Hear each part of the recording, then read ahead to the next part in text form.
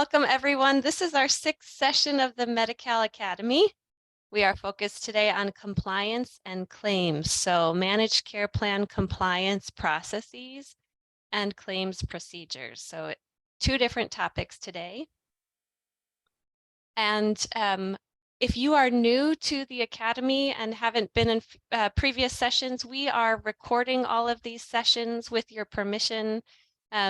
We want to make sure that these are sessions that are available to the public and to your teams ongoing. A little bit of housekeeping before we dive into the Academy content today. I've had a few questions asked from team members about if you can forward the invitation on to others in your agency, and absolutely, please do. The next few sessions that we're going to be presenting on, we'll share the schedule in a moment and Ambrosia will walk us through it. But there are sessions that will really be helpful for your staff that are supervising frontline service staff. So those that are reviewing people's progress notes or staff that are doing their own documentation, any staff that oversee your quality assurance and policies and procedures and compliance. These next few sessions are going to be really important for those staff. So feel free to forward on the invitation. The link is, anyone that has the link should be able to join.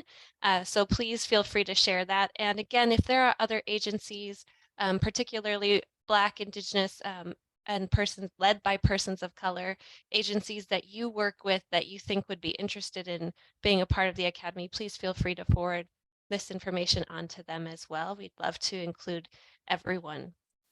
So a little bit about CSH. We're a national nonprofit. We have offices all throughout the country, throughout California. I'm based in Los Angeles, and we are a nonprofit that provides technical assistance and training for homeless service providers. We also are a community development financial institution, so we have an arm of colleagues that do lending related to building more affordable housing with supportive housing units. And we also do federal technical assistance, work with HUD, CMS, HRSA, and other federal partners. So we want to be a resource to you and for you. And this training series is 10 parts. All are being recorded, and we are creating templates and tools that will also be available through the California Healthcare Foundation website beginning in May. So everything that has happened with the Medi-Cal Academy so far, we've recorded it, and we're going to make sure that it's up on the California Healthcare Foundation website, available for you to continue to watch it, download things as things become relevant. Since we're all in different phases of implementation, then different recordings might be more important to you later on. All right. And I will hand it now to Ambrosia. So some of you have already met us, but we just want to make sure everyone knows who's talking to you today, right? And so my name is Ambrosia Crump. I use she, her pronouns. I share the same time zone, but I'm not in the same place as many of you. I'm in Las Vegas, Nevada. I'm part of our national consulting team at CSH. A lot of my background is in the behavioral health and healthcare space, as well as the housing space as a provider, a direct service provider, and in helping lead a program for one of our local COCs. So I'm so glad to be here supporting your transition or exploration of providing services under this new opportunity in California. And we'll see if someone wants to jump in or just start introducing. I think maybe Cheryl should see who's talking to. I'll jump in. Marcella McGuire, nice to see everybody today. I lead CSH's health and housing work. I'm a psychologist by training. I've worked for systems, I've worked for ACT teams, I've worked in managed care, and I've been with CSH for almost 7 years. And I hand it off to Allie. Hi, everyone. I'm Allie Nemi. I use she, her pronouns. I am from North Star Policy Consulting and partnering with CSH on this project and a couple others throughout the country on that intersect between healthcare and housing. And I am based in Minnesota. And hi, I'm Allison Klerfeld. I'm a consultant working in Los Angeles, California. My background is working largely for about the last 10 years with Medi-Cal, Medicaid managed care plans on all sorts of different programs around the intersection of social determinants of health and healthcare, including housing, homelessness, and community supports. we just wanted to make sure everyone had a good understanding of, based on where you are, where you're representing, what managed care plans may be present in that county. And you might be in talks with, or starting work with, or already working with when it comes to providing the services under Cal-AIM. And so you'll see we kind of highlighted here homeless service providers, the folks that have already been participating in this academy here in blue. We also, for county staff that are participating in the academy TA, we have you here in green. And as you can see, there's a lot of different cooks in the kitchen here, a lot of ingredients in our pot. And some of you may be working very specifically with one managed care plan or multiple managed care plans, depending on how your organization is providing services in the geographic space you cover. You can see here, and I'll try to link it here in the chat if you're not sure, or if it's hard to see, if you want to dig a little deeper, there is a map that you can, or a directory that you can look at to help see what counties are assigned to which managed care plans. So for further exploration or research, if you're curious, or if there's too many graphics, you like too much. We can go to the next slide here. So Cheryl had already talked about the content's been covered, the folks that should be focused on which sessions, but we just want to make sure we're all on the same page of where we were in this timeline in this Medicaid Academy. So today is April 12th, and we are going to be talking about MCP and Medi-Cal compliance requirements and claim processes, lots of C's there. And folks that should be here are definitely the providers we are hoping to be providing services under this waiver, COC and county staff. Again, this invitation is open, so folks can jump in and join us if they haven't already. What's coming next on our agenda here is we're going to be talking about common policies and procedures for Medi-Cal providers. So you may have a policy and procedure or those in place for the services you already offer, but healthcare is sometimes a whole new world for folks, and there's some other considerations that we have to make. So providers who are delivering services, we still want their input. They should be coming here. Leadership should be coming here. County staff should be coming here. That will be on April 26th. We also will be talking about documentation standards, and specifically just best practices across the board on how to do great documentation. We'll be talking about the concept of the golden thread, how to do our best to maybe avoid any challenges on the end when it comes to recouping funds for claims that we're submitting, and how to manage that by just doing our best work there. And so again, direct service providers should be at that, as well as leadership from the organization and county staff. That will be on May 3rd. And then last but not least, to wrap us up, we'll be talking about EHR elements and maybe some data points and documentation that we need to consider either incorporating to an existing EHR, if we're going to be feeding data into a system that will be helping us to collect this information that we'll need to track as we engage in this work as billable providers or billing providers with managed care plans or with counties. And so again, direct service staff should be hearing about this, leadership should be hearing about this, but also we want managed care plans to be present with us, as well as any COC and county staff. And that will be our last session on May 17th. So we're at the finish line here. We're almost there, but great, a lot of good information coming up. And thank you, Cheryl. We were making sure that we're talking about acronyms and alphabet soup, that we are all on the same page, in EHR is an electronic health record. Let's go to our next slide. So what are our objectives today? So we'll make sure we're covering managed care plan standard provider requirements, just some best practices to have in your mind and consider. Although each managed care plan will have very specific information, we're going to talk about just the standards that we should all expect, as well as credentialing and auditing. We will also be talking about invoices versus claims. What are the differences? And ensuring quality services, be above and beyond submitting quality documentation and billing. What are we doing behind the scenes, and how are we monitoring that ongoing to ensure that the work we do is meaningful for the clients or recipients, but also reduces the likelihood that we have to have a clawback or have a return funding because of some challenges. But again, most of the focus is on if we're doing good work, then that'll kind of come together well for us too.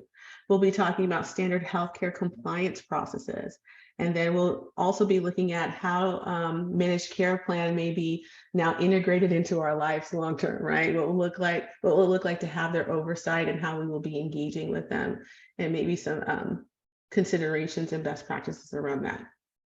So the next slide here. So without further ado, I will turn it over to one of our Allisons. This will be Allison Clerkfeld, and she will be talking about managed care plan provider requirements and compliance. Great. So I'm just going to kind of start us off with a little bit of an overview, kind of orienting you at different stages, how do managed care plans think about compliance and what they're requiring of providers. So if we could go to the next slide, please. One way to think about this, which is kind of how a lot of people think about compliance, is there's a kind of a mix of what not to do, things you shouldn't touch with a 10-foot pole, and what to do, what do they want to see you doing. So in terms of what not to do, there, of course, no violation of any laws, but also any Medi-Cal regulations. So for example, if there's a Medi-Cal regulation that says you can't hire someone who's barred from receiving federal Medicaid payments. Okay, that's specific to Medi-Cal. If you're newer to working with Medicaid or Medi-Cal managed care plans, that might be kind of a new set of regulations to worry about for your team. Of course, we know healthcare privacy is really important. So no sharing of data outside of HIPAA or other privacy laws, and no charging Medi-Cal members for covered services. So that's something called balance billing. You can't do it except for a very small number of people with something called the share of cost. But overall, I think one thing to say is, most of these regulations, they will be in your contract. So you go through that, not just the lawyers, but the program staff, make sure you go through with a fine-tooth comb and figure out everything you're agreeing to do and not do. So that's the no's. What about the yeses? Well, they're going to want to see that you can provide high quality services that meet all of the state Department of Healthcare Services, CS's community supports requirements. Are you doing every single thing that's a requirement for this service? Are you achieving housing placement and stability for the members or people experiencing homelessness? Also maintaining your accurate books and records, sharing the required documentation, submitting your claims and invoices, telling them also what's going on proactively. I'm having trouble with this. So those are some of the things they want you to do. And again, read your contract really, really closely. All that fine print is things they're asking you to do or not to do. So next slide, please. So that was kind of an overview of how to think about compliance. This next slide gives you some different stages. How could you prepare as an agency at different periods of your relationship with a managed care plan to demonstrate your compliance? So the first stage is while you're pursuing a contract. So what are you going to have? This is going to vary by plan to plan. So you want to check with your specific MCP or managed care plan for specifics. But you're going to think about things like, do I have my agency licensure? It could even just be your license to operate as a business. If you're not a licensed facility, do you have your NPI or National Provider Identifier number? We'll come on to that. There's more slides on that later. Medi-Cal number as a provider, if applicable, more slides on that later. Do you have all of your policies and procedures and workflows handy to show them, yeah, not only do we do this, we wrote down how we did this. Can you demonstrate that you do HIPAA and privacy compliance, your ability to submit claims and invoices? And then, as I mentioned, making sure no agency staff member or subcontractor exclusions on from federal funding. And there are links in these slides when you get them to the Office of the Inspector General and Services Administration list so that you can check. It's basically go to those links and check people before you hire them or work with them. They're going to want to see non-discrimination. They're going to want to also see your experience serving people experiencing homelessness, and any other kind of credentialing items if applicable. So for example, if you're is a facility that also does clinical services and takes blood, do you have your CLIA license? Do you have individual licenses for clinicians? So this is going to vary a little bit, but that's some of the stuff you want to have ready when you're in that pre-contract phase.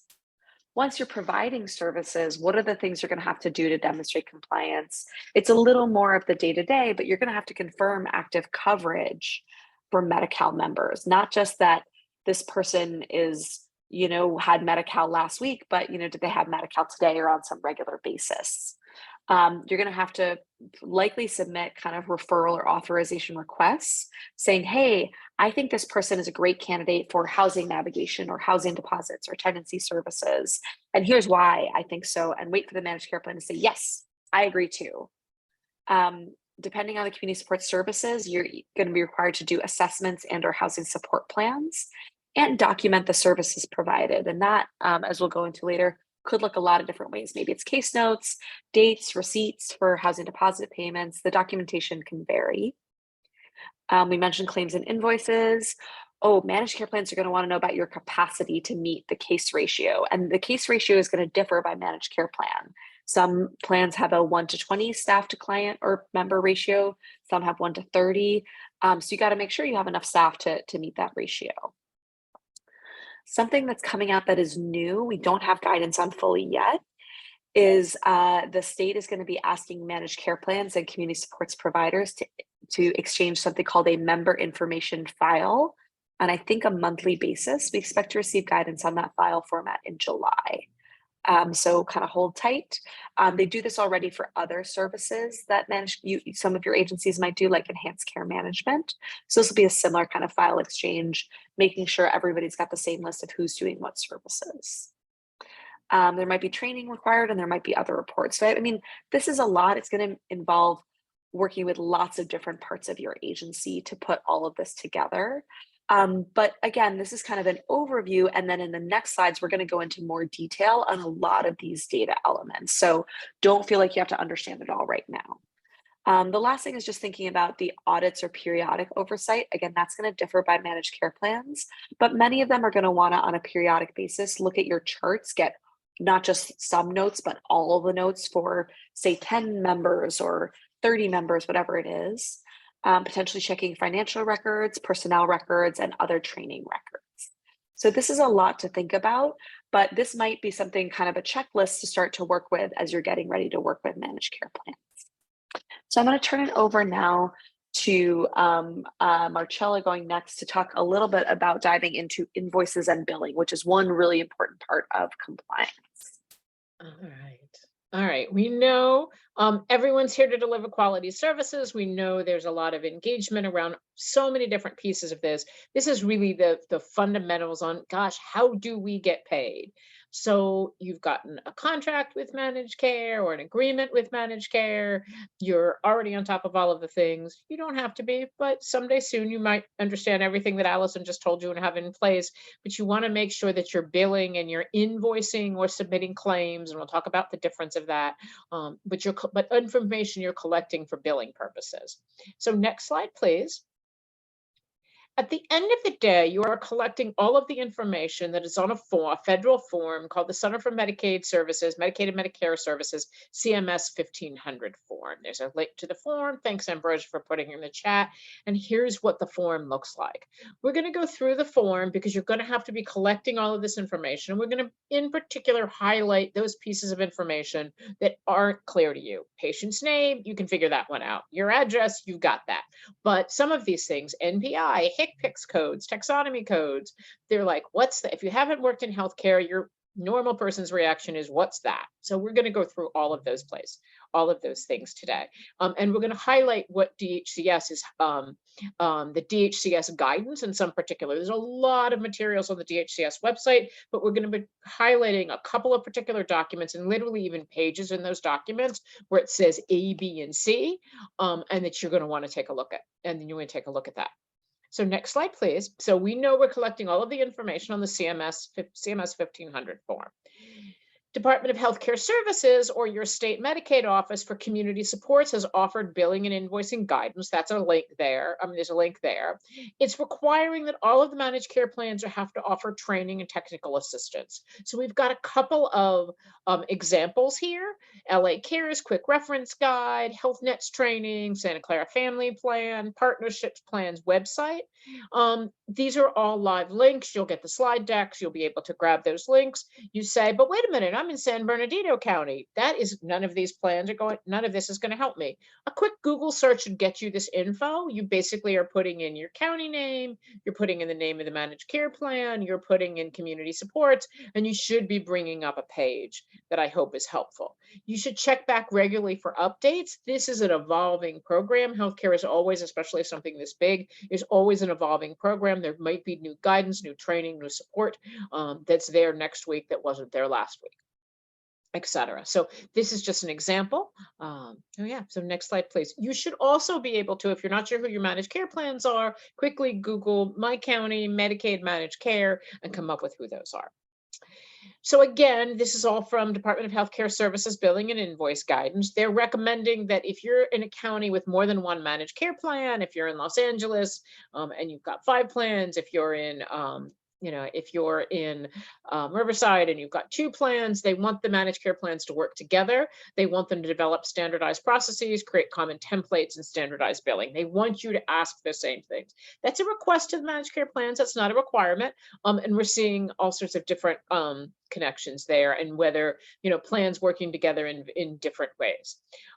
They are requiring that they have to accept invoices. You do not have to create a particular kind of electronic file called a claim. If this is your first Medi-Cal service, you may be wanting to use standard invoices, but your invoices are going to have to collect all of this information. We've seen agencies in states with a Medicaid benefit, housing agencies in Minnesota and Washington State use a spreadsheet for some of those. Has to be password protected. There's but all kinds of pieces to it. But this is the information you're going to get. And they're generally, the state and your county-based managed care plans are requiring all the same information on the CMS 1500 form. They're just not requiring that information be submitted electronically via what's called an 837P if you're a professional agency file. They want it in, they'll allow you to submit that in an invoice. All of this is in the guidance. If your managed care plans tell you something else, I think it's always helpful to make sure that they know that you're familiar with the state guidance in regard to this, and that they'd love to have claims rather than invoices because their system is all set up to take in claims and not invoices, but they've had to set up a way to do invoices as well. So next slide, please. Let's talk a little bit more about those invoices, what goes on there. So here's some of the information. They are requiring every agency have what's called a national provider number or an NPI. There's a link here that DHCS is explaining to you what goes into a national provider identifier. That is a federal number. You have to submit that. You're going to need your tax ID. You're going to need any the incorporation papers for your agency, etc. That all goes into getting the NPI, though. It's pretty, it doesn't take very long, and I would not say it's particularly administratively burdensome. You have to go on the federal website. There's a link in here as well. There's a couple of other things that the MCPs are requiring. I'm sorry, the state is requiring of the MCPs. Remember, MCPs have the contract from the state, so their requirement is binding to, so state requirements is binding to managed care. They have to accept multiple claims with different procedure codes on a single day. So if we're working with Marcella on housing navigation services this morning, and she's doing community transition work or asthma remediation in the afternoon, they have to accept multiple claims on that. The MCPs have to communicate what the diagnosis is, what the diagnosis the MCP is carrying for a person, to both enhanced care management, that's what ECM is providers, and community supports providers. That's what you all are, your community supports providers, and they have to do that to you on referrals. If a plan is saying, we want you to start serving Marcella, here's Marcella's info, you have to get a diagnosis on there. They also have to put that on authorizations, and we'll explain in a little bit what an authorization is from a managed care plan perspective. The plans are required to have easily explainable processes and communication. Those are all those plans, those websites that we gave you about this information. They have to clearly communicate with you when they reject a claim or they reject an invoice, why they did it, what it is that you could need to fix, change. It's important to know that if you get a rejected claim, this is part of being part of the culture of healthcare, is that sometimes there are things you can do to change that and get paid by that claim or invoice, and sometimes there are things you can't change. Example, what can't you change? If I'm not a member of LA Care on the day that you billed me for, then LA Care can't pay you for my services. That's something that can't change. That's why, as Allison said, it's really important to be checking regularly and make sure what people's healthcare coverage is and make sure what plan is covering them. You can't change that. But we'll talk a little bit about how incredibly detailed these submissions are.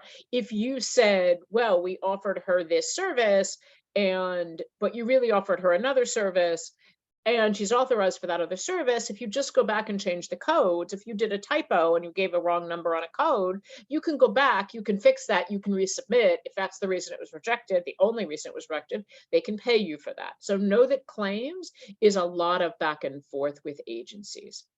Remittance advice, thank you. Remittance advice is what the MCPs tell you and say, oh, here's why this is wrong, here's why we're not paying on this, but you could fix this. So they have to communicate that with you. They have to communicate that with you in plain language. Please be in touch with us if you get communications that are confusing. We want to really help you and support you on that. Providers and managed care plans are required to be HIPAA compliant. As we said, we're going to cover HIPAA or health insurance portability authorization. I'm gonna miss it. It's the law that says under the Finding A's Act, but that's bad. It's a 1996 federal law that was around how do we keep information confidential in an age when we're sharing lots of information electronically. So think about 1996 was the early days of the internet.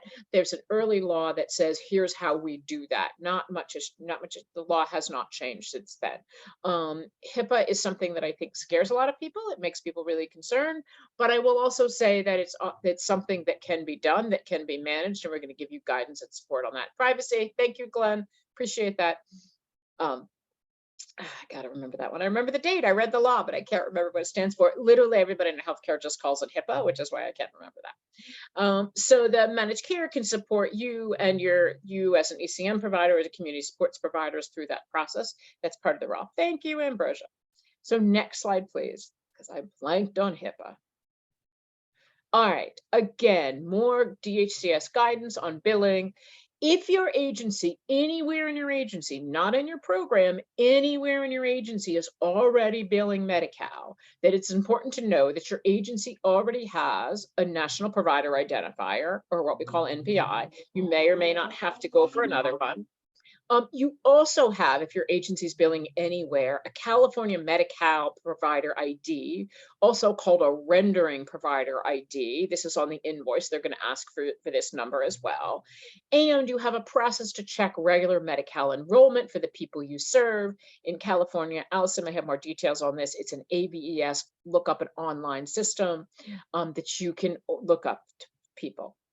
You want to know whether they're eligible. You want to know that they're enrolled. You want to know that they're enrolled in a particular health plan from this date to that date. And you want to know that you're delivering services in between that time period. So if you're anywhere in your agency already has Medi-Cal, your agent is billing Medi-Cal, your agency already has this. If your agency nowhere within, no program within the nonprofit that you work for or the for-profit, and then you need to get a national provider identifier or the NPI. The managed care program, again, state guidance, state requirements, not guidance, requirements, important distinction there, has to give you what they call a primary payer identifier.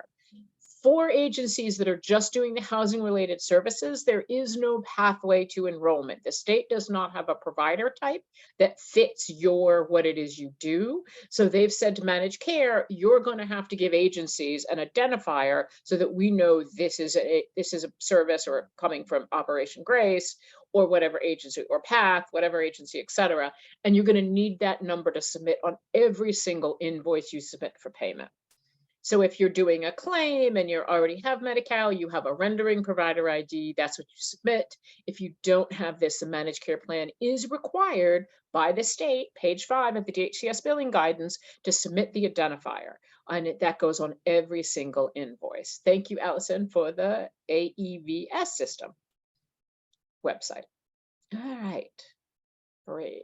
Next slide.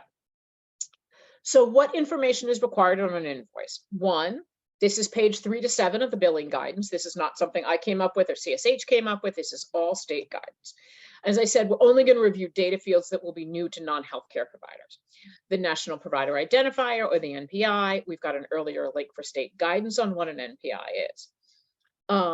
Know that The information that you submit to get an NPI begins a pathway of tracking information to saying, this is our address, this is our tax ID number, this is our business license. All of that is now attached to the NPI, and all of these systems talk to each other and goes through everything, goes through all of the different information you submit. So it's really important that the precision and detail here, and that all of the information you submit match literally down to the spaces sometimes, because these numbers are now associated in federal and state data systems that must match what you submit at an agency.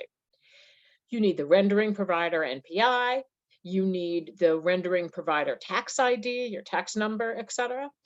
You need a member client identification number. We have asked the state how, if you're not currently an enrolled Medi-Cal provider, how you get that. Allison, correct me if I'm wrong, I think we're still waiting for an answer on that. But the health plans will have that number and can help you get that number. Still waiting, thank you. You need a primary payer identifier. If you are a Medi-Cal enrolled provider, that is your rendering provider ID. If you are not a Medi-Cal enrolled provider, then the managed care plan has to give this to you. The payer name, what your agency is called. All of this is needed on every invoice. So you want to set up a system that says that just can be used, cut and paste again and again. Next slide, please. So just remember, when you think about these systems, all of these claim systems, they're automated, they're connected. Precision and careful review before the submission is requirement for claims or for invoices not to be rejected. Invoices can be rejected and pushed back if any little detail is different. And you say, oh my gosh, that's so obvious. But here's the example. The information you put on your NPI request, which is the start of the journey, must match exactly what goes on all your client and invoices names. Many agencies use many managed care plans use an entity called a clearinghouse that looks at and watches what, that makes sure that all of the claims are clean, that everything matches all of their systems, and they will push anything back that doesn't match. Here is my completely absurd but classic example. STREET, capital S, capital T, capital S, capital T, but with a period. That's different. Capital S, capital T with a period. STR with a period. To these automated systems, those 5 different entities are completely different answers to a question. You may say, oh my gosh, everything means street. Like, don't you know that? I know that. You know that. These automated systems don't know that. That is the level of precision you have to get with them in what you submit for a claim. And there is guidance. I can't remember what that link is. Okay. What information is required on an invoice that's not going to be familiar to you? Something that's called procedure codes and a code modifier, or what we call a HCPCS code. And we'll show you we'll talk about that in an upcoming slide.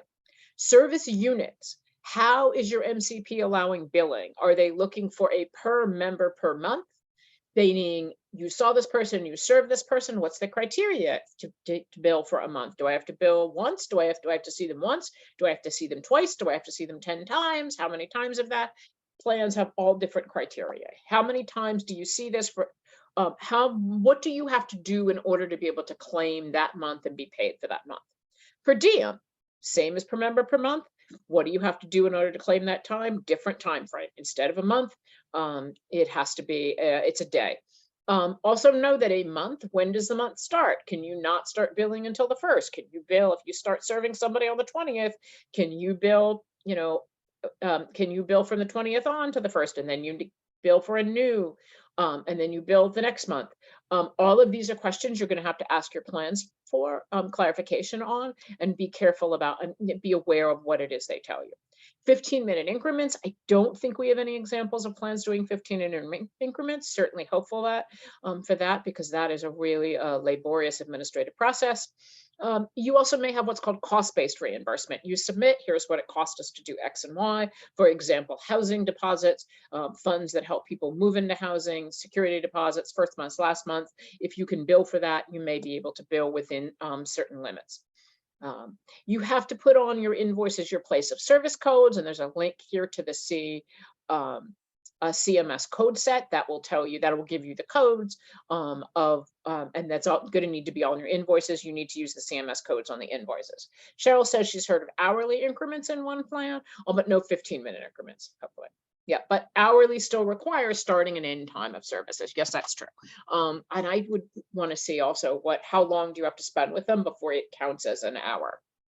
Let me go back. Place of service codes, the CMS code set, members diagnostic codes.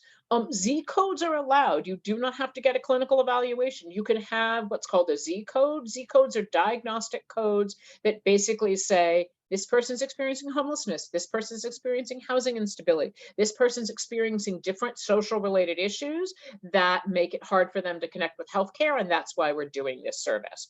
You also have a link there to the state's what's called all plan letter. So this is a letter from the state to the plan saying you have to accept Z codes. If these agencies can't give you a clinical diagnosis, that's fine. You have to accept the Z codes. And there is also a link to the Federal Center for Medicare and Medicaid Services on Z codes. And that will list all of the different codes, what the numbers are, what they signify, et cetera, so that you're diagnosing isn't the right word, but you're noting that this person has these challenges. That's why you're offering them these services. Yep. Allison's good point in there. If you're billing per member per month, you need to track how many days you saw the person to bill the state required codes. All right. Service unit cost. What is your rate for services? What are they paying you? And we've listed here the state non-binding price guidance. This is their suggestions to managed care about what they should be paying you. That is, each agency is individually negotiating with plans in order to determine what that rate is. What is the service unit charge? The total of your rate for services. So let's say my rate, I'm obviously making this up, just for easy math, I'm charging $1. I'm charging $1 for 10 people for 10 months. That is 1 times 10 times 10, which is 100. How many months or days or 15-minute increments? The plan will tell you what you're charging for. Are you submitting for payment? Here we go. Authorization numbers. Authorizations are new to people who haven't been part of managed care. If I deliver a service to someone, in most cases, and the managed care plan has not already authorized the service, including often giving my agency an authorization number to attach to this service, I am not able to bill for this service. So provider agencies like yourselves request the plans authorize the service. The plan agrees with you, the agency, that says the person meets the criteria. You as an agency are already contracted to deliver the service. We think the person would benefit from the service. We think the person would be able to be healthier. I'm going to talk specifically about health-related outcomes. Plans generally aren't used to asking about social needs outcomes, homelessness, housing stability. They hope that's not the case, but really they're focused on health outcomes. This person has these health challenges, and without housing stability, they're not able to address those health challenges. The MCP will give you an authorization number, and that authorization number is commonly required for all claims or invoices. So get your heads around authorization numbers and the need to have authorization numbers. Ask the plans you're working with, are you requiring authorization numbers, or authorization numbers required on all of my invoices, et cetera, and how do we work that out? How do we get that in place? So again, all of this is on pages 3 to 7 of the state billing guidance. Next slide, please. All right, HCPCS. Okay, one of the things that's also required on these invoices is what's called Healthcare Common Procedure Code Systems, or HCPCS. You have a procedure code and you may have a modifier. These are all from the state guidance on coding options, and you see specific codes that are listed there. HCPCS level 2 code, so for housing, tenancy, and sustaining services, the code is T2040. T doesn't mean anything, the numbers don't mean anything, at least that I'm aware of, et cetera. But you've, in this time, done financial management self-directed. And so that, depending upon what services you're offering to people, are you offering housing, tenancy, and sustaining, housing transition and navigation, housing deposits, all of those have different, you see, procedure codes. Each invoice needs the unique exact procedure codes. You see when I talked about detail, attention to detail, you see when I talked about authorizations, and my agency has to be authorized to provide their member this service that matches with this procedure code. all those things have to match in order for an invoice to go through and for my agency to be paid on that invoice. We're not covering here, but I figure some of your agencies may also be offering short-term post-hospitalization housing or recuperative care. So I've got the HCPCS codes that are covered there. And then we also have the DHCS guidance on coding options. Again, these are just screenshots from the DHCS guidance. So with that, next slide, I believe I hand it over to Ambrosia. Thank you, thank you. Thanks. So we talked about the importance procedurally of understanding how all of this works and being compliant with Medicaid in the state and with the managed care plan. And so how do we ensure that our services are of quality, and how does that integrate with compliance, right? Understanding how they all are interconnected. So we can go to the next slide here. So there is a difference, believe it or not, between compliance versus quality.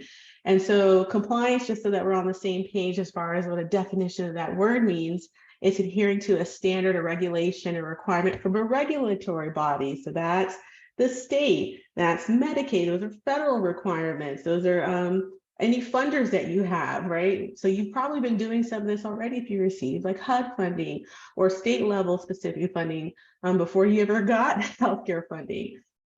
Whereas quality, we're hoping that we're getting 5 stars here, right?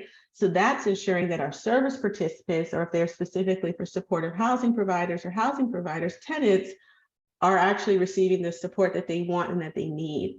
And so that they can, live to their best goals, right? For the life that they envision for themselves. And so it's important to understand that there is a distinction, and that they're both actually important, right? Because the compliance is who's paying us, and the quality is around who we're serving. And so we need to track both, and we need to give both of these our attention, right? And so, and we'll probably talk about this a little more in our policies and procedures session, but we might also need to consider that our policies and procedures have to speak to both of these elements, and that some of our policies might be leaning more towards meeting compliance standards that are external to us, whereas the quality standards, we may have policies and procedures to make sure that our services are where they should be. Yeah, we can go to the next slide here. So there is a difference now, and some of this is maybe more of a paradigm shift, right, between quality assurance versus quality improvement. So I was thinking, and I'm not a big sports person, but I'm thinking of maybe defensive versus offensive. So quality assurance is an externally driven process. It's somebody looking at our organization, and is an organization's goal to protect itself, right? So they're doing that defense. So what can I do to protect myself from losing money or losing the right to provide the services? And so we're looking at externally driven audits on our organization. They're looking at our organizational structure, and we're making sure we're all of that aligns with our external audience needs from us or our funder. And that may be one person's hat, or maybe one person's job, to monitor and track how we're doing as an organization to meet those standards from these external bodies, right? And so they're focused on maybe some individuals that could be pulling charts and saying, hey, was this note written right? Was this documentation turned in timely? And maybe addressing any outliers that may put our organization at risk. Oh, this thing happened and we don't want that to happen again. And again, that kind of leads to what we're talking about here with the retrospective. So it's around finding and identifying outliers, addressing any issues, and maybe responding to maybe a crisis or an incident. And it's really about the function of what our services are supposed to be doing as it relates to maybe a lot of times what our funders are asking us to do, or maybe credentialing bodies may ask of us. And as we sometimes are so scared of, the reason why we're protecting our organization is because we don't want to lose funding. We don't want to be punished or sanctioned. And so a quality assurance approach is looking maybe at finding blame, like whose fault was this and how do we stop that from happening again, right? So we're looking, our ideal is that we're integrating into our organization and into our everyday practices within our organization a quality improvement framework. And so that's an internally driven motivation, right? It's not our fear of someone taking something from us or penalizing us. It's about what we choose to do the best by our recipients of our services. And we are driving how that works. And we're doing that in an ongoing fashion. It's not a one-off event It is an ongoing way of doing business and integrated into everything that we do. So it follows our systems, our processes of how we deliver those services from start to finish. And guess what? It's not one person's job to do it. It's everybody's job, from the person at intake all the way up to members of our board. Everyone knows where we're standing on these things and what the expectations are. And so to maintain our quality and doing quality improvement is for everybody. So that digs deeper again into our processes, and there's no endpoint, because again, this is just the way of doing business, the way of living our life, the way of serving our clients. And so because of that, we can be proactive in addressing things before they happen, because we're giving careful consideration about the needs of the recipients, the best way to stick to fidelity and best practice. And hopefully we're preventing a problem, we're preventing negative incidents, whether it's to the client we serve or to our organization as a whole. And again, it's client focused as a result. And so instead of being worried that we're going to get in trouble, the goal is we want to be creative. We want to promote innovation to do the best work in the way that we can do it, to optimize our results from our outcomes, from our outcomes. And of course, people are people, right? So we're going to be imperfect. So it permits failure because we learn from when things don't go well. And so there's space from that. So we would definitely support an approach that is quality improvement minded in an organization where we're starting from here, so that when there's an external audit, things are going well because we already are proactive in identifying and addressing what's needed organizationally for our clients. And it also addresses the compliance metrics as well. We can go to the next slide here.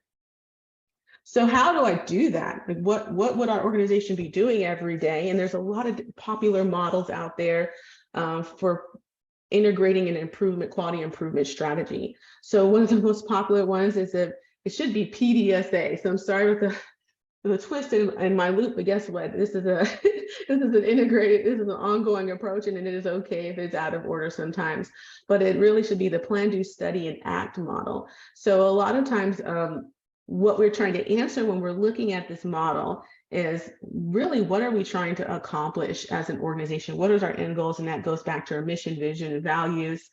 How do we know that based upon our intervention with the client, with the population that we're serving, that change is an improvement, right? Because then the name is quality improvement. And so we should be seeing improvements for folks. We should be working ourselves out of business if we're doing it right. Hopefully the systems can align with us too.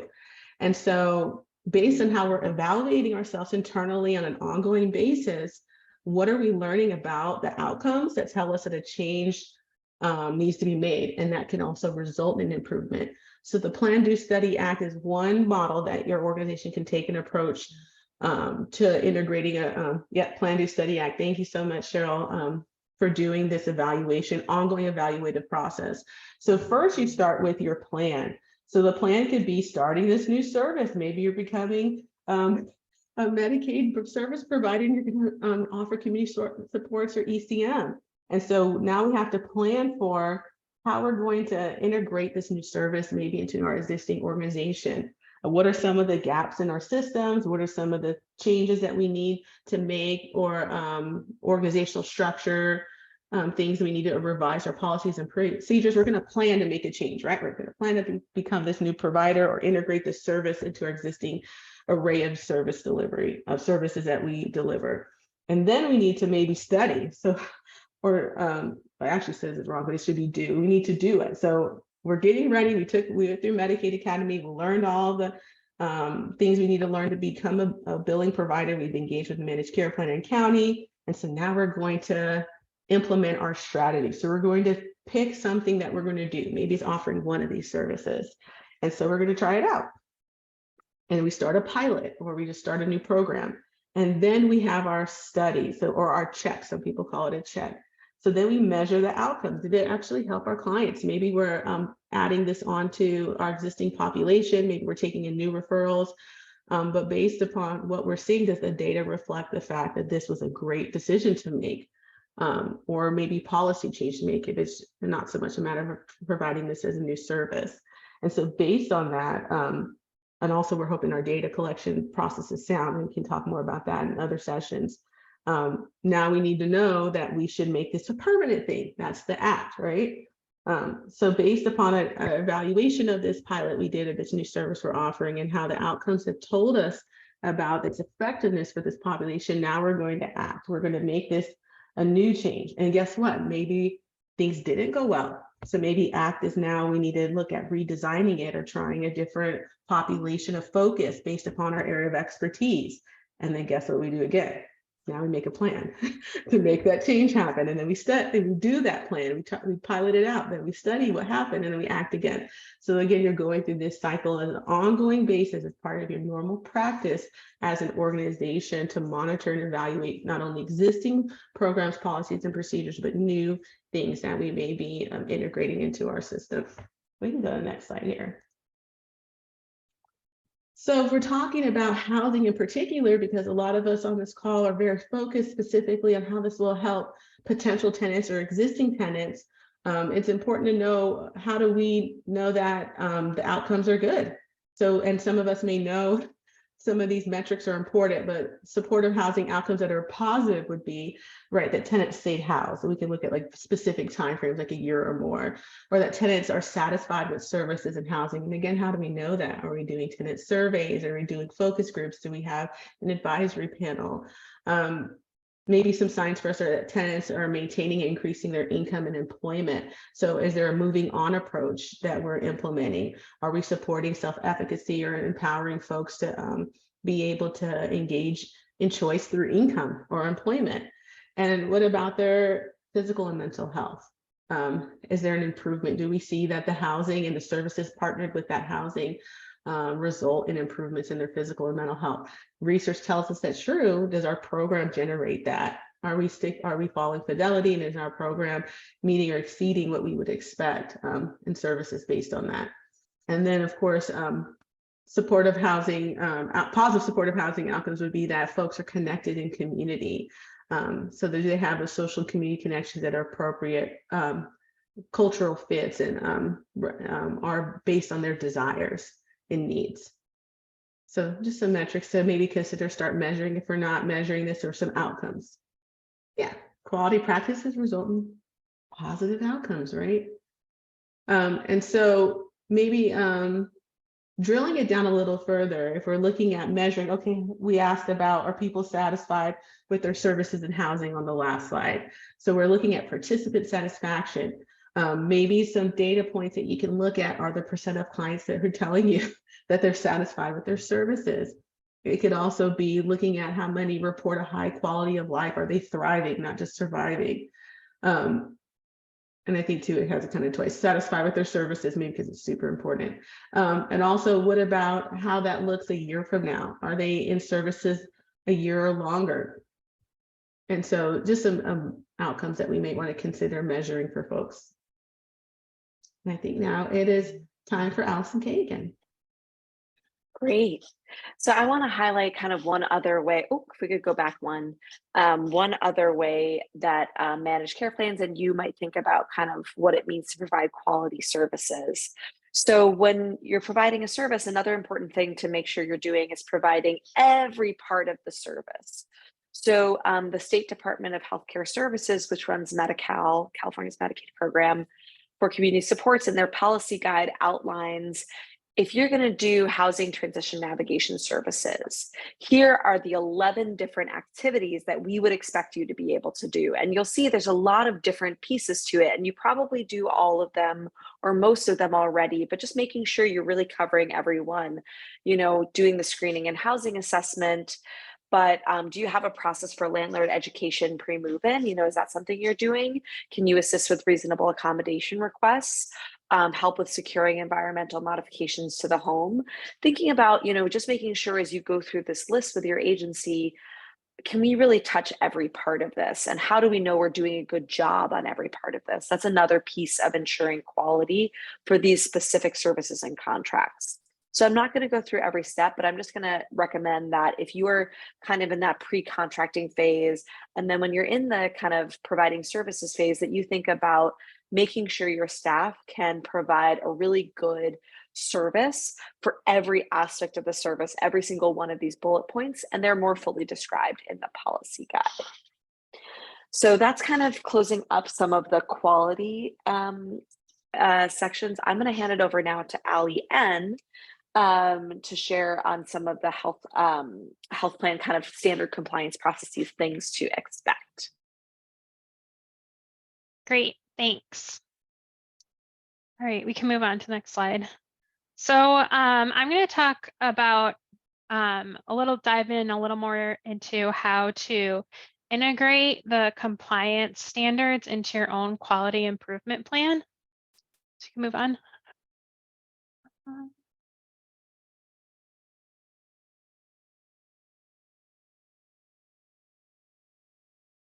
Back up one, sorry. Okay, so hopefully by now you've gotten the idea that compliance is just a part of what your overall agency's quality improvement plan should include. It's an important part, but it needs to be integrated with all the other things that Ambrosia talked about, like outcomes, what you are collecting and doing to help you get additional grants and funding, other essential program and agency information that you need, like to report to your board or things like that. That is all important, and you should not just focus on the compliance piece of it, because that is not going to probably get you where you want or help your clients in the way that you want them to be.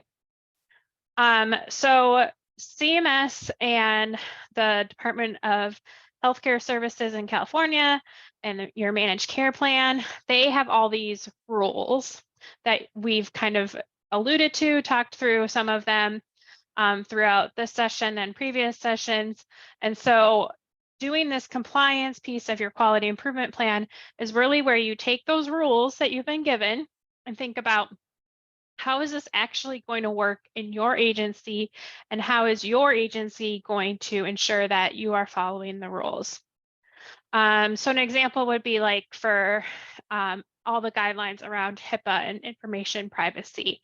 You know you're supposed to keep health information private, and you need to have paper records or paper notes stored securely. So that's the rule, right? And what does that look like for your agency? Do you have a place where people can store them? Who has access to them? How do you transport records? So how does all of this play out within your own agency, and how are you going to ensure that you're meeting the rules? Next. So some things to think about are when you're designing your compliance program. And I like how this title says growing your compliance program, because you're not going to be able to just like day one roll all this out and everything's going to be perfectly in place. It's going to be kind of an iterative process, like Ambrosia also talked about that plan, do, study, act. And so don't worry about having everything exactly right at first, because it's going to be a learning process. First, you're going to want to make sure that you understand the standards and how your program is doing so far. So I would suggest looking at that policy guide that was actually linked in a few slides ago with all the services. That's from the state policy guide. And then many, if not all, of the managed care plans also have their own policy guides. So you will want to read both of those very carefully. And as Allison mentioned earlier, also read your contract very carefully so that you know what those standards are, what your expectations are. One other thing is any training. A lot of the managed care plans also have like provider orientation trainings or community support specific trainings. And usually those are required for you to go to, but if not, you should definitely prioritize making sure that you go to those, and also, keep notes and track that as well. And then you're going to look at what those standards are and then analyze how your program is meeting those standards now. And if you have gaps, where you're going to need to put in new processes, new procedures, to make sure that you are meeting those standards in the long run. You're also going to want to make sure that the staff is trained on what the requirements are. Maybe not every single person needs to have the policy guides memorized, but should have a general understanding of what the requirements are and where to find things if they have questions or who to ask. You're going to want to look at your documentation practices and make sure that you're meeting the standards there. And if not, what you need to change to get to those standards. And we have a upcoming session about documentation specifically as well. You're going to want to plan for regular chart reviews. And so that will be a decision that looking at your agency, how many people you serve, what your comfort level is, how often you want to do those. Do you want to pull samples? Do you want to review all charts? Probably not unless you have a pretty small client base. So that when you take all of these things together and you're looking at these from the very beginning and making a plan for meeting all the rules and requirements, that is really going to make sure that you are prepared for any audits that are upcoming for you, and that it is not a last minute struggle to get ready for an audit, because you know you've been checking all along that you've been meeting the rules and requirements. Great. So here are some examples of what you would want to include in your compliance plan. And these often connect to policies and procedures, which is another session that's coming up. So I won't go into as much detail here, but part of what you are going to want within your policies and procedures is to make sure that compliance is throughout the whole document. And then also, oops, it got switched off the slide, thanks. And then also, it might require its own section as well. We do recommend that you have a staff that is responsible for looking at quality improvement and compliance specifically. Depending on the size of your agency and your capacity, it may or may not be a full-time position, but it should be somebody's responsibility to make sure that they are, for instance, know those rules. But I said not everybody needs to memorize the policy guide, but somebody should be pretty close to having it memorized. And that they are checking regularly to make sure that if there's any updates, that those are integrated into your agency's plan, and that they are responsible for making sure like the chart reviews are being completed, that type of thing.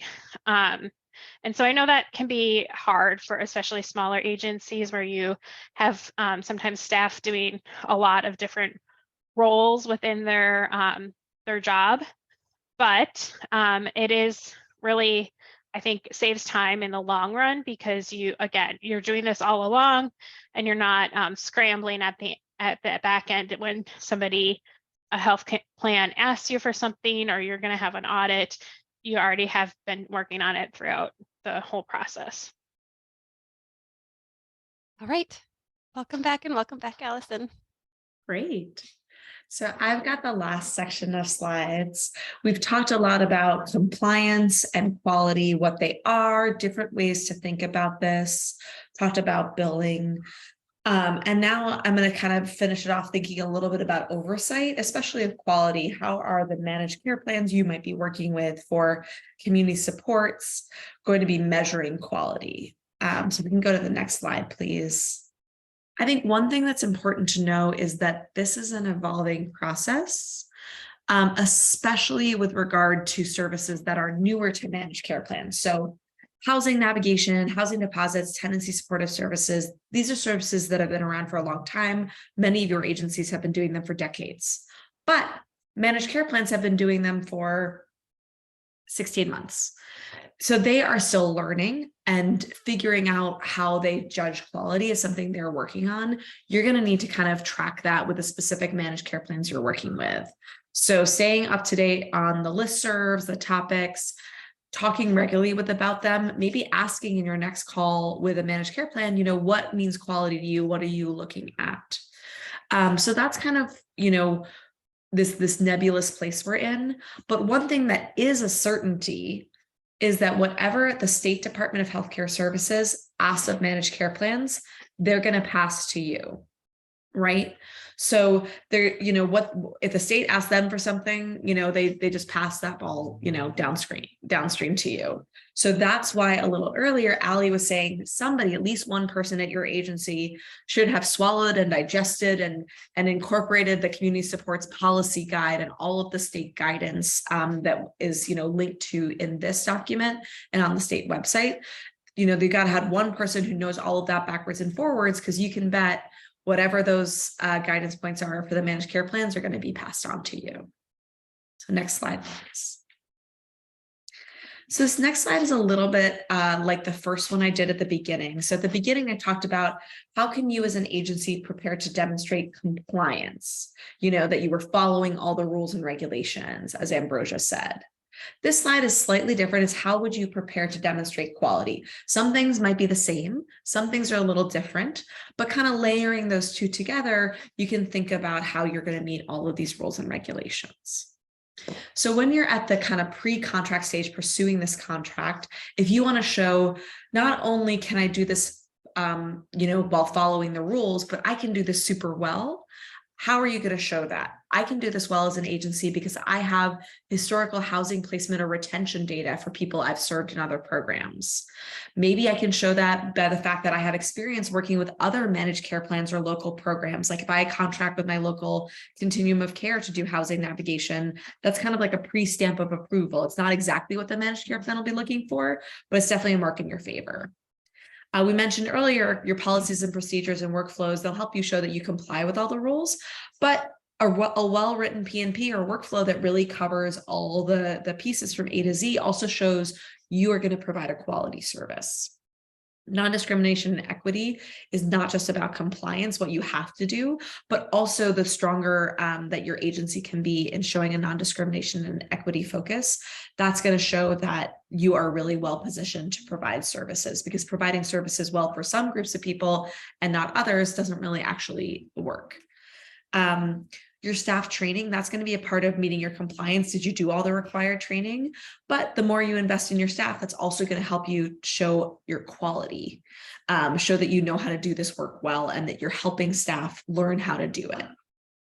The last thing to think about that you might want to have to show your high quality while you're asking a managed care plan to contract with you is highlighting if you hire people with lived experience. That's kind of, many agencies that do this can talk about the fact that that is a big part of how they make sure that their services are culturally and kind of like responsive to the specific conditions of people who are experiencing homelessness or have experienced it in the past. So that's the things you might want to have on hand to show your quality, high quality, while you're pursuing a contract.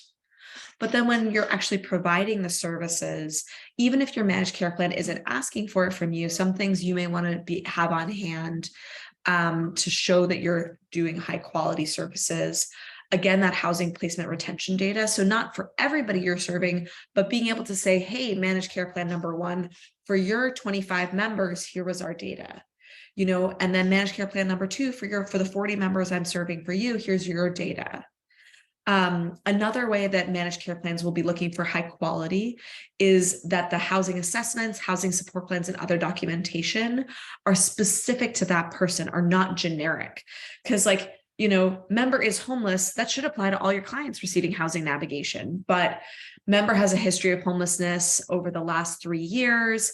Member has been living in these specific areas. Here's how I know where to find them. That kind of documentation, it is more work for staff to do, but that detail can help to show that, you're really individualizing this work and getting something that works for this particular client. So, there's always a trade-off in how much detail is really worth kind of putting into your writing down, but at least some level of detail to show that it's specific to this client. Another way managed care plans are going to look for high quality service, and this one actually overlaps with compliance too, is the frequency of services. So your claims and invoices, are you seeing people experiencing homelessness for housing navigation just once a month, it's really hard to make progress at that stage. That might be appropriate for someone who's been in tenancy services for more than 12 months. Maybe they need a lighter touch, but most of the time in housing navigation, you should be seeing every other week, weekly, sometimes multiple times a week leading up to a move. And the way that the managed care plan is going to know how frequently you saw the person is when you submit the claims, as Marcella walked you through.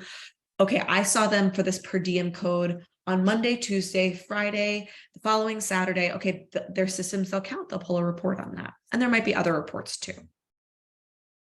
And then again, there's a lot of overlap between quality and compliance, things that managed care plans might be looking for when they're doing audits or periodic oversight. That detailed chart review is going to be, key for most of it. And there may be other quality metrics they ask you to report on, such as the placement and retention data. So this is kind of, again, like a little bit of a checklist. What are some things that a managed care plan might be looking for from you at different stages of your relationship to know that you're a high quality agency? So that said, this slide, just like the compliance one, there's a whole, it's like a little accordion. You can unfold any data point on here to a whole lot of information that was in the slides we shared with you, and other things. Oh, someone put something great into the chat about, do managed care plans, sorry, Cheryl just put in, do managed care plans want to know how many community supports members you referred to ECM or connected to other providers and services? Yes, that's another great thing to add, to think about when you're providing services, because you're going to do a lot for your clients, but you're not going to be everything to them.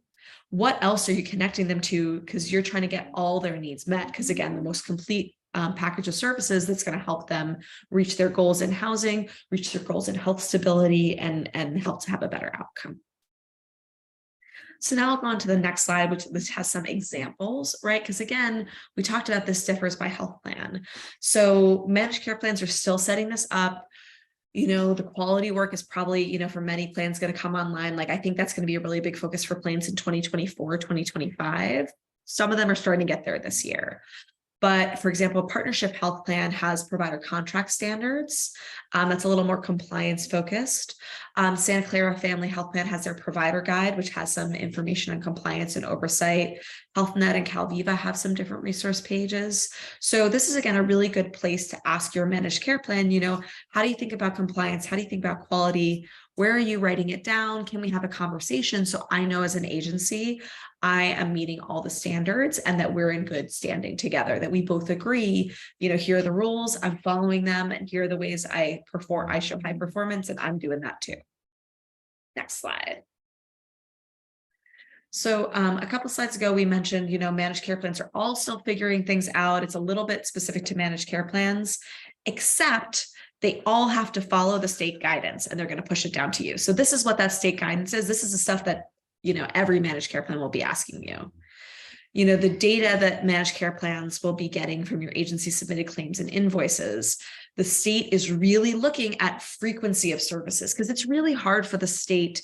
The state of California also, they have a lot of agencies that do housing, but this one isn't one of them. The State Department of Healthcare Services hasn't really ever measured a housing program before. They have measured other programs about frequency. So initially, it's kind of like your process measure. They're looking a lot at frequency and how they're going to measure, did people, we're saying people got services. Did they really? How often? They're going to look at things like the demographics of who's being served. For example, are the proportion of people experiencing homelessness receiving housing navigation who are Black or African American, is that proportion similar to the proportion of people who are Black or African American in our PIT counts or point in time counts for homelessness, or are we underserving, Black Californians? So that's something that's there. And equity, and really specifically calling out racial equity analysis, is something that the state requires of the managed care plans, and they are going to be looking at for you. Who is good at making sure underrepresented groups who are overrepresented in housing instability and homelessness are getting these community support services.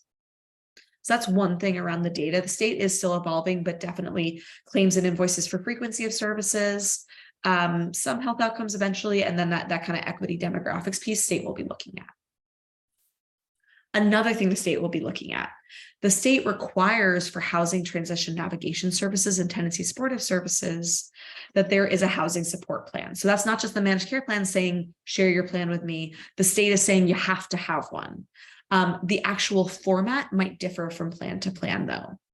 It could be different. And so there might be value if you already have one that your agency uses, a service plan or housing support plan, sharing that and saying, hey, does that meet your requirements? Can I keep using it? And then there's some standard provider terms and conditions from the contract template. So just a weird thing is the contract template is called the Enhanced Care Management and ILOS, or in lieu of services contract template. ILOS is a synonym for community supports. It's the federal word for it. Community supports is the California word. Community supports is like slightly more intelligible. So in this case, California, gets bonus points for being slightly less bureaucratic. But what do you have to do? What are the standard provider terms and conditions that every single provider of community supports has to do? Have experience delivering services and working with the target population, maintain enough staffing, and then plans are going to look at that in your capacity ratio. Conduct outreach and engagement to assign members as part of the referral. Be responsive to incoming calls for assistance. So you have to be able to, pick up the phone. People have to be able to reach you, your clients, and your managed care plan partners. You have to coordinate with other providers serving the same member or person. Comply with cultural competency and linguistic access requirements. And that might be a place where you can also ask the managed care plans for help. Many of them maintain, for example, telephonic interpreter services. That might be a tool you could use. And then again, follow all federal anti-discrimination laws and really all, follow all the laws, federal, state, overall. So next slide, please. This last slide before we go on to next steps is some resources. So once you've picked that person Allie mentioned, who will be your kind of nitty-gritty policy requirements expert at your agency, here are four little things to stack on their desk and have them read. So start with a community supports policy guide, because that is the overview of community supports. So how you want to read that is there's some information about community supports in general, every community support. And then you're going to read the specific section for the service you are contracting to provide. So there is a different section for housing navigation, a different one for housing deposits, a different one for tenancy supportive services.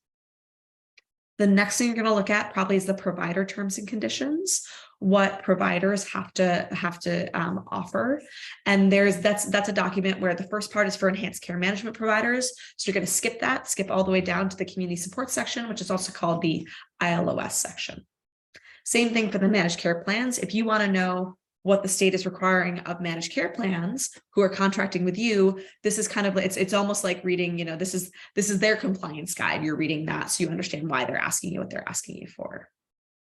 And then the last thing is the contract template, how to prove to the state, that the managed care plans have providers to offer community supports.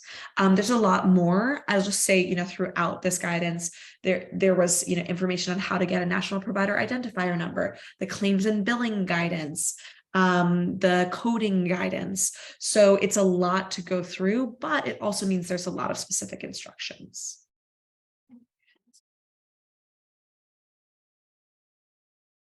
One thing I wanted to highlight just while you're thinking up questions from the slide that was here under the in lieu of services, so community supports contract template that Allison walked you through. Third from the bottom where it says coordinate with other providers serving the same member. This is where in past sessions we've talked about that this funding, the rate might be enough to cover someone, or you might be braiding this into existing funding, but there could be some activities that you're already being paid to do and other things that might be new services. So in thinking about how much your staff are currently coordinating with other providers, are you currently tracking referrals and going with someone or ensuring that they are connected to a mental health provider and to a primary care doctor? And if they are or aren't enrolled in enhanced care management, do you know who that provider is? And are you in conversation with them? There are a number of coordination activities that may be new in terms of the amount of staff time, the amount of follow-up. And so this is where, as you're thinking about what is new that we're not already contracted for, reading through those terms and conditions and the specific reporting requirements and the amount of coordination could be helpful for your agency in thinking about, is it worth braiding in this funding, and how do we ensure that we're not double dipping, but that this is a new level of coordination we're providing?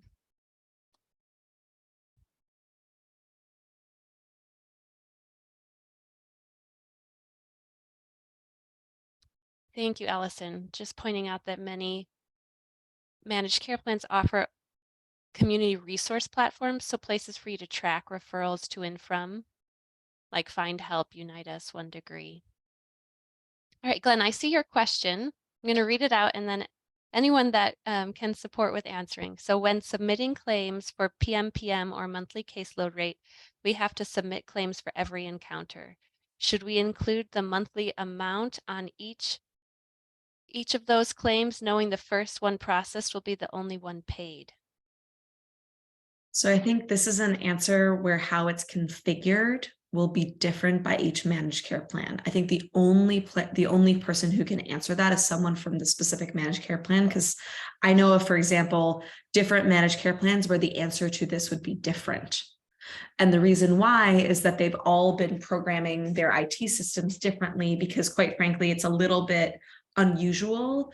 It's kind of they're jerry-rigging their systems on the back end to say, well, we need to collect data for the state in a per diem or per every 15-minute codes, because that's the codes the state requires.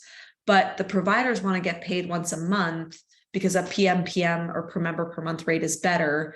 So they all have a different way of tricking their computers into doing that. So that they're all going to have a different way of answering that, unfortunately. That makes that fun for you, Glenn, since you have multiple MCP contracts. Good question. Yeah, a lot of this is unfortunately about how to have very smart human beings trick a lot of dumb computers into doing what we want them to do at scale. So there's a certain amount of that, and Marcella mentioned that a lot earlier, that a dumb computer doesn't know the difference between street and ST period. There's a lot of that here.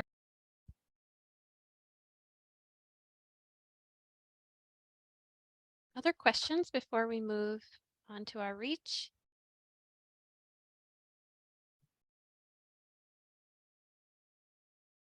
Okay, I'm going to take us home then. All right, so I have put here in the next steps in terms of reading, pages 12 to 16 in particular will be helpful for your agency to go through the standard provider terms and conditions, especially if you're only thinking about providing those housing related community supports. Pages 12 to 16 are those related to community supports providers. So I would recommend, if you have one person on staff that's the one that's trying to digest all of this to keep it in place, that's a good place to start. And then I'll say for the Explore section, looking at the compliance policies and procedures, if you don't yet have a compliance plan, and you're wondering how other agencies have created them, if you're starting from scratch, please, please, please don't start with a Word document. Start with a Google search or click on one of these links. This is just 3 different examples of different providers. Some are county level providers, some are mental health providers, but it gives a breakdown of the different ways you could write up. This is the way that we comply with and set our quality improvement processes. And these are the policies that fall under those. So I've just linked a couple here. You're welcome to Google your own and just see if you can put in compliance plan and housing provider or whatever type of provider that might. Sometimes agencies are generous and put PDFs online that you can find, and that way you're adapting something to your agency rather than starting from scratch. So I provided a few examples here. Allison, thank you for this. So we have mentioned the PATH cited technical assistance marketplace. This is free technical assistance that your agency can sign up for. Under the complete section here, you can see there's a link to the application. If you feel in any way like this is something that would be helpful to you, but you're just not quite sure where to get started, email us, let us know. We can set up a one-on-one technical assistance meeting with you to help you get that application in. This is paid for by the State Department of Healthcare Services. They will match you to a vendor that can help you to do things like adjusting your policies and procedures, or developing your compliance plan, or setting up a quality improvement process, or figuring out your claims processes. So this is available to you. Thank you for putting the links in the chat, Allison. I appreciate that. So our next training session is in 2 weeks. It's Wednesday again from 1 to 3 p.m. And we are going to be covering policies and procedures that are common for Medi-Cal providers, including HIPAA. So we will walk you through difference between a policy and procedure. We'll also be sharing a policy and procedure template. I think what will be most helpful for you are the policy pieces, templates of the common policies that you'll want to have in place if you are receiving money from the federal government through CMS, the Centers for Medicare and Medicaid, related to Medicaid funding. If you're receiving state funding, there are some policies that are standard that you'll want to include, and so we'll provide templates for you. And then we'll talk through how do you turn those policies into a process that's unique to your agency. So Cheryl holds this piece, it's then passed to Ambrosia, Ambrosia does this review, it then goes to our HR person. So we'll want to help you to think about how do you tailor a policy and turn it into a procedure that is a workflow document for your agency. I am asking that you have ready. So if you haven't yet pulled together or don't have your policies and procedures all in one place, anything that's an existing policy or procedure that you have written down, if you could pull that, and whoever is attending from your agency next session, that they could have that, because we'll be walking through a checklist of the common Medi-Cal policies and procedures you'll want to have in place. And it'll be most helpful for your team if you can compare that to what you already have, so that by the end of our session, and just a reminder, one more time, so we will be talking about policies and procedures. We also will be talking about HIPAA. And not only HIPAA, if you are needing to comply with HIPAA as a new Medi-Cal provider, but also if you are not having a contract with a managed care plan, but you already have a contract with another entity that now is participating in CalAIM. So I'm looking at you, LA providers. If you have a business associates agreement and a work order with a county entity that now is being, receiving reimbursement from managed care plans, some of those HIPAA requirements will apply to you. And so we want to talk through that as well. All right. With that, feel free to email us if you have any questions following today, or if you want to set up a one-on-one TA session. We are here for you. We want to be supportive in answering your questions and ensuring you get access to everything that the state's putting out. There's lots of guidance. With that, thank you to our presenters. Thank you to all of you joining us. And I wish you a good rest of the afternoon.